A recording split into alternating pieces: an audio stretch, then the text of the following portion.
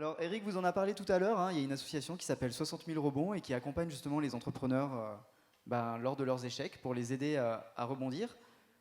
Et du coup, je vous invite à applaudir tout de suite Guillaume Mullier et Philippe Joly, s'il vous plaît.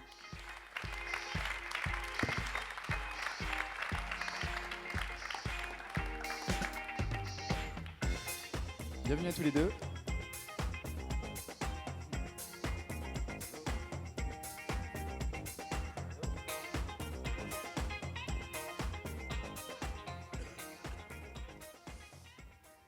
Alors donc, on va parler de 60 000 rebonds et pour commencer, moi j'aimerais qu'on commence avec Philippe justement et que Philippe, tu nous racontes toi ton parcours, justement ce qui t'a amené jusqu'à 60 000 rebonds. Bonsoir. J'ai repris une société en 2010 suite à un licenciement. J'avais la maturité, je pense, de tenter l'aventure. Donc c'était une société de signalétique, donc on faisait des enseignes. J'avais investi dans une machine qui faisait du braille. Une expérience assez sympa, mais qui ne m'a pas complètement nourri suffisamment longtemps. J'ai revendu en partie. J'avais des actionnaires, du coup, sur la deuxième boîte, avec un beau projet de développement. Et puis 2 ans et demi plus tard, la société a été liquidée. En fait, il y a pas mal de raisons. Aujourd'hui, c'est pas tellement ça qui est important pour moi. C'est le fait qu'il y a un moment, j'ai finalement pas réussi à voir tout ce qui arrivait avec clairvoyance. Par exemple, je me concentrais sur des choses précises, le commercial, la rentabilité, enfin voilà. J'avais un moment perdu la capacité de voir ça de façon générale, pensant bien faire, hein, évidemment. Et petit à petit, tout ça est parti en cacahuète. Et la société était liquidée au mois de juin. Quelques mois avant le dépôt de bilan, j'étais plus clairvoyant du tout. Je suis arrivé au dépôt de bilan, pas du tout euphorique comme les précédents intervenants. J'étais vraiment dans une situation où j'ai découvert la peur panique. Je ne gérais plus rien, je ne contrôlais plus rien. Et donc du coup, on est dans quelque chose de très irrationnel. Peur de perdre sa boîte, son boulot, son épouse, plus voir ses enfants. Enfin voilà, on devient... on a peur. Voilà, moi j'ai eu peur. Et puis, j'ai quand même eu de la chance. J'ai rencontré... je suis pas mal impliqué dans un club de rugby de ma commune. Et une personne est venue me voir pour me demander d'embaucher, si je pouvais, un entrepreneur qui avait déposé pour l'aider. Et c'est là que je dis, c'est moi qui ai besoin d'être aidé là. Et c'est comme ça que j'ai découvert 60 000 rebonds. Voilà. D'accord. Merci Philippe. Alors, comme tu l'as dit, la rencontre, elle s'est faite au hasard, pour le coup, avec 60 000 rebonds, dans le sens où c'est quelqu'un qui est venu solliciter ton aide et finalement, c'est toi qui, enfin, tu as annoncé que tu avais besoin d'aide. Comment ça s'est passé justement à ce moment-là, quoi, pour la suite? Vraiment je dirais le début de ta rencontre avec 60 000 rebonds. En fait, on a besoin d'être aidé, on ne sait pas le demander et on n'a pas forcément conscience que voilà, on n'est pas dans un état de toute façon de décision de clairvoyance. On est dans la peur. Enfin, j'étais dans la peur. Du coup, moi, j'ai attendu 3 mois. Donc, je suis passé au tribunal début juin et j'ai rejoint 60 000 rebonds en septembre. Il m'a fallu pas mal maturer la chose, me rendre compte que de toute façon, j'y arrivais plus tout seul. J'avançais pas, je prenais pas les bonnes décisions. Il me fallait un coup de main, quoi, pour essayer de chercher du travail. Même pas de chercher du travail, juste pour savoir ce qu'il fallait faire. Quand on a perdu sa boîte, qu'on a pensé perdre son épouse, qu'on a pensé tout perdre, mais vraiment, on est dans une panique terrible, vous avez peur de sortir dehors, vous avez peur Des choses toutes bêtes, quand on dépose le bilan, on pose les clés, et puis vous repartez à pied, parce que la voiture c'est celle de la boîte, le téléphone. Vous êtes démunis assez rapidement du jour au lendemain, quoi. Voilà. Donc il faut maturer tout ça, puis à un moment on se rend compte en tout cas, qu'on ne va pas y arriver tout seul. Et j'ai eu la chance d'avoir ce contact-là que j'ai 3 mois après réactivé. Et puis là, en quelque sorte, on m'a pris par la main, puis on m'a emmené, quoi. D'accord. Merci Philippe. Justement, Guillaume, 60 000 rebonds, c'est quoi? 60 000, déjà, c'est le nombre de faillites chaque année en France, d'où l'appellation 60 000 rebonds. Et donc, c'est une association qui a été fondée en 2013 par Philippe Rambaud. Philippe Rambaud qui a eu l'idée, ayant lui-même fait faillite, de développer une association pour accompagner les entrepreneurs qui ont fait faillite dans leur reconstruction, dans leur rebond. Donc lancé en 2013, d'abord à Bordeaux, et puis ensuite ça s'est développé sur un certain nombre de grandes régions. Est-ce que je détaille l'accompagnement ou est-ce que... Oui, je veux bien. D'accord. Je veux bien, Guillaume, que tu nous expliques justement comment ça se passe entre le moment où vous allez vous rencontrer les entrepreneurs en difficulté jusqu'au moment où... Alors la première difficulté, comme le disait Philippe, c'est que les gens viennent. Parce que souvent, ils sont fiers. Et là, ils sont dans le déni, ils sont dans la déchéance, ils sont dans la honte. Et donc de sortir de la cave, c'est déjà pas facile. Donc une des premières missions de l'association, c'est entre autres de vous rendre porte-parole si vous entendez quelqu'un qui échoue, qui soit dans la faillite, de dire voilà, il y a une association qui est là, qui peut t'accompagner, sur lequel le maître mot c'est la bienveillance puissance 2. Le deuxième critère c'est la solidarité. Le troisième c'est l'engagement, parce qu'on n'est quand même pas dans le béni oui. Et le quatrième c'est le professionnalisme. Et à Grenoble, ça a été lancé il y a maintenant 6 mois, et on accompagne déjà 7 entrepreneurs en rebond, ce qui est bien et peu. Donc on doit se faire connaître. Alors la première chose, il y a un mix entre solidarité, enfin démarche collective et accompagnement personnel. La démarche collective, c'est déjà super, c'est de se dire, c'est un petit peu comme on dirait alcoolique anonyme. Donc vous avez 5, 6, 10 personnes, 15 personnes autour de la table, et on fait un petit tour de table, et voilà, j'ai fait faillite. Ah, moi aussi j'ai fait faillite. Ah, moi aussi j'ai fait faillite. Ah bon, je suis pas tout seul alors. Et déjà, là, il y a une première démarche qui se fait, qui est une prise de conscience qu'on n'est pas seul. Et en même temps, de voir aussi d'autres... alors chez nous, déjà, il y a aussi autre chose importante, c'est qu'on ne parle pas d'entrepreneurs en faillite. Nos clients, entre guillemets, on les appelle des entrepreneurs en rebond, ce qui est quand même beaucoup plus positif. Et déjà, rien qu'à l'accueil, quand on dit, voilà, chez nous, vous serez un entrepreneur en rebond, c'est déjà beaucoup plus sympa que de l'appeler entrepreneur en faillite. Alors donc, il y a du collectif, et ensuite, en parallèle, une démarche personnelle, d'abord de reconstruction personnelle, c'est-à-dire le deuil de ce qui était la vie d'avant, qui est faite par un coach professionnel qui va faire 7 sessions de manière bénévole. L'ensemble des interventions que nous faisons sont faites par des personnes bénévoles. Le seul coût pour l'entrepreneur en rebond, c'est une participation à l'association, s'il en a les moyens, de 30 €. Donc c'est tout à fait raisonnable. Alors, donc cette session pour apprendre ce deuil, accepter sa part de responsabilité, c'était les questions tout à l'heure qui étaient posées, je pense tout à fait pertinentes. Qu'est-ce que j'ai mal fait à un moment? Qu'est-ce que j'aurais mieux fait? Qu'est-ce que j'aurais dû mieux faire? Parce qu'on se rend compte que dans 70%, et c'est le cas de Philippe, dans 70% des entrepreneurs en rebond, le rebond va être fait en entrepreneuriat. Donc on va profiter de cette période de 6 à 18 mois, avec un maximum de 2 ans, pour aider l'entrepreneur qui est sorti du déni, qui a accepté sa part de responsabilité. C'est pas ce gros client est un enfoiré, c'est j'ai accepté que ce client représente 30% de mon chiffre, et le jour où il ne me paye pas, je suis planté. Si je m'étais arrêté à 10, je n'aurais pas été planté, etc. Enfin, le pacte d'associés, la notion de garantie de passif sur une reprise d'entreprise, enfin, toutes les choses où on peut vite être entraîné dans la chute. Et donc, on a cette démarche personnelle de prise en conscience, puis ensuite de se rendre compte, est-ce que je suis vraiment fait pour être entrepreneur? Non, pas vraiment. Finalement, je ne suis pas fait pour être entrepreneur.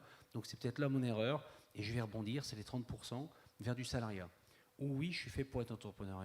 Et ensuite, il y a un travail à la fois, on retourne sur du collectif et on retourne avec un accompagnement par un parrain qui est un entrepreneur lui-même ou un cadre dirigeant qui va être là pour aider l'entrepreneur en rebond à structurer un nouveau projet dans son rebond.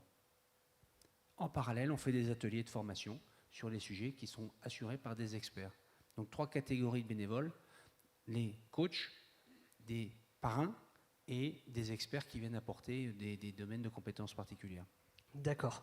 Et justement, les entrepreneurs que vous accompagnez à rebondir, sur le fonctionnement, ceux qui ont suivi un accompagnement complet, comment ils s'en sortent après ? Je veux dire, est-ce que ça fonctionne ? Est-ce que vous avez quand même des échecs justement dans ces accompagnements ? Alors, je ne suis pas un très bon porte-parole pour cette session, parce que par exemple, dans ma boîte, quand on me dit on va faire un MOF, moi je dis non, on ne fait pas un MOF, on fait un SWOT. Je ne sais pas si vous voyez la différence. Qui connaît la différence entre un MOF et un SWOT ? Je pense qu'il faut l'expliquer. Ok, alors le MOF, c'est français. Quand on fait sa vision d'entreprise, on va regarder les menaces, M, opportunités, puis les faiblesses et les forces. Donc, mais d'abord, on regarde les menaces. Là où les anglo-saxons vont regarder les strengths, opportunity, non, strength, weakness, opportunity, threat. Je regarde d'abord mes forces pour traiter éventuellement mes faiblesses, et ensuite je m'appuie principalement sur les opportunités pour éventuellement, si j'ai encore le temps, regarder les menaces. Mais en général, on n'a pas le temps quand on fait 2 séances de... Bon, alors, donc c'est 90% à peu près qui vont rebondir en moins de 2 ans. Et on a 10% qu'on ne sait pas accompagner, mais c'est quand même 90% qui rebondissent en moins de 2 ans, sachant que le rebond moyen va être entre 6 et 18 mois. Là où les statistiques nationales donnent, parce que c'est quand même, on a écrit tous ces traumatismes, mais moi j'ai fait de la dépression et j'ai divorcé, mais ce n'était pas au même moment. J'ai mis du temps à m'en remettre. Et là, en général, les entrepreneurs qui ont fait faillite cumulent, sont des cumulards. Alors, ce n'est pas toujours tout d'un coup, mais c'est vrai que quand vous cumulez, il n'y a plus de revenus, il n'y a plus d'entreprise, vous n'avez plus de maison, vous n'avez plus de femmes, vous êtes en déprime, etc. C'est lourd. Et le délai moyen, c'est 8 ans. D'après les statistiques, alors je ne sais pas ce qu'elles valent, je crois que c'est surtout parce que les gens repartent peut-être trop vite et donc se répètent la gueule très vite, parce qu'ils n'ont pas analysé leurs erreurs, leurs échecs. D'accord. Merci Guillaume. Et justement, si on revient à toi, Philippe, le rebond, comment il s'est passé ? Le rebond, il s'est d'abord passé avec le coach, comme parlait Guillaume. C'est-à-dire qu'il y a un moment où j'ai compris que j'allais mieux, quand de la peur panique, je suis passé à une peur normale dans ma vie de tous les jours.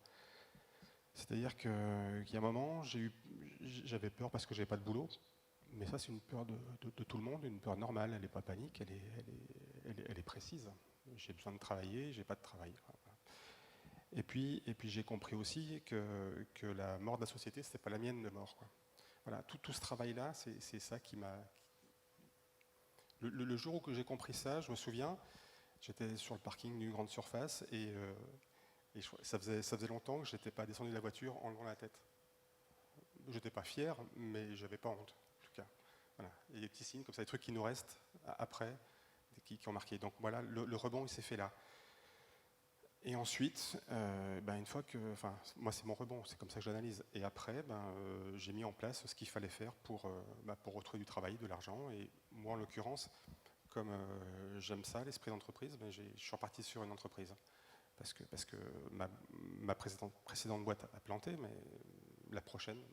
Peut-être pas, peut-être, enfin la troisième peut-être marchera, ou la quatrième, mais voilà, on y est là, on y va, quoi. Voilà, donc le rebond, c'était vraiment moi, psychologiquement, qui fait le travail, quoi. D'accord.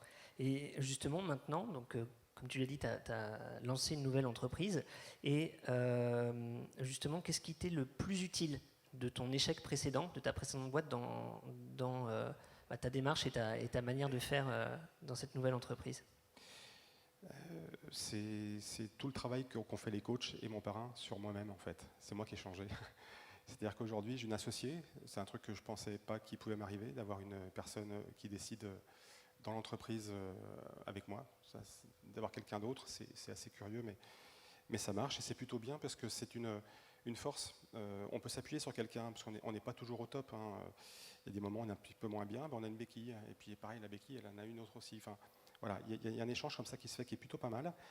Et puis après, un peu plus techniquement, par rapport aux conférences ou aux choses qui se passent à 60 000 rebonds, on a eu une conférence moi qui m'a beaucoup marqué sur la gouvernance, sur comment on pilote une entreprise, pas en tant que patron, mais qu'est-ce qu'on met comme miroir devant nous pour se regarder à un moment donné.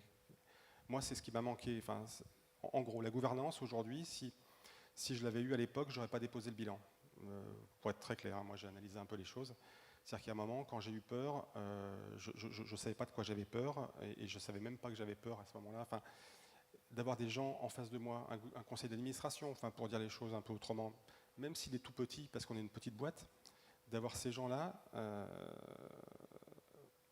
c'est une façon d'apprendre du passé et puis d'aller vers quelque chose de mieux, une meilleure perspective.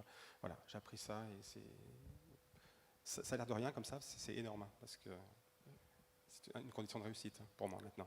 Oui, effectivement, et puis le fait d'avoir un associé, je sais ce que c'est, parce que j'ai le mien qui est juste au bout de cette rangée de tabourets, et ça fait beaucoup de bien. J'ai une question pour le public. Qui ici connaissait 60 000 rebonds? Donc quelques-uns quand même. Qui parmi vous, alors Sylvain il nous a donné des stats, il a dit qu'il y aurait une personne sur deux parmi vous qui allait se planter. Qui parmi vous est actuellement ou a des envies justement d'entrepreneuriat? On a une bonne partie de la salle. Guillaume, moi j'ai justement, est-ce que toi tu as quelque chose, un message particulier à leur dire à tous ces gens qui se sont lancés, vont se lancer, qui ne sont pas pour l'instant ou peut-être, certains parmi vous, vous êtes déjà en situation d'échec, justement en prévention, pour des gens qui ne sont pas tout de suite dans une situation d'échec, est-ce que tu aurais un message particulier à leur transmettre? J'ai plein de messages.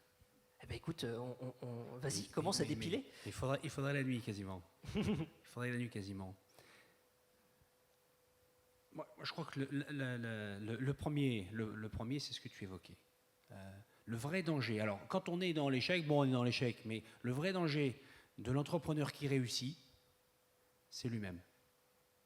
C'est qu'il soit en situation de se dire rien ne peut m'échouer, rien ne peut me résister, je peux tout faire, etc.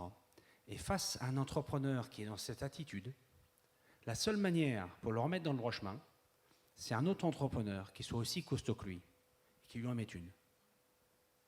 Tu vas tomber dans le précipice, tu ne m'écoutes pas, bon. Et là, il est assis, et ouf, je regarde le vide, et je lui dis, est-ce que tu peux m'en mettre une autre?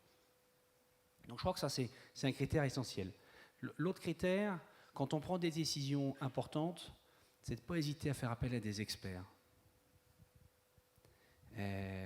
Combien on voit d'entrepreneurs qui ont fait des rachats d'entreprises et lors du rachat d'entreprise, ils n'ont pas pris le temps de prendre un bon juriste, notamment pour sécuriser la garantie d'actifs passifs. Alors je ne sais pas s'il y a des entrepreneurs là, au milieu de nous, mais qui connaît ce que c'est qu'une GAP, garantie d'actifs passifs? Donc si vous entreprenez et vous envisagez de racheter une entreprise, vous n'avez pas l'autre issue, d'autre choix que d'aller chercher un juriste pour vous faire expliquer ce que c'est qu'une garantie d'actifs passifs. Je ne vous en dis pas plus, mais c'est tout ce qui n'est pas dans le bilan et qui va vous péter à la gueule si vous tombez sur quelqu'un de malhonnête. Et ça arrive. Malheureusement, régulièrement, on en voit un certain nombre. Les essais à petite échelle. C'est-à-dire avant de partir transformer la planète, j'essaye déjà mon concept et je m'assure si ce concept fonctionne. Et une fois qu'il fonctionne, avant même de le répliquer, je vais faire un test de réplication et je vais vérifier si ce test de réplication fonctionne. Et s'il fonctionne, à ce moment-là, je peux envahir la planète. Et si je me plante, je plante un petit truc. Donc, c'est une erreur qui n'est pas fatale. Très bien. Alors tous ces enseignements, pour votre information, vous avez eu mon nom, c'est une famille du Nord. Eh bien, mon arrière-grand-père avait fait faillite. Et toutes ces règles de base qui aujourd'hui accompagnent un groupe de plus de 400 000 personnes sont toujours en vigueur et ont été reprises dans une autre association que nous avons lancée en 86 et qui a été repris, répliqué et maintenant qui est une véritable institution, c'est le réseau Entreprendre, qui reprend un certain nombre de ces concepts qui ont fait la force et la réussite de notre famille et qui sont partagés. Donc le réseau Entreprendre, si vous voulez créer et que vous voulez créer, le critère c'est essai à petite échelle mais avec embauche à terme, eh bien allez les voir. Très bien. Merci beaucoup, merci à tous les deux, merci Guillaume, merci Philippe pour ton témoignage.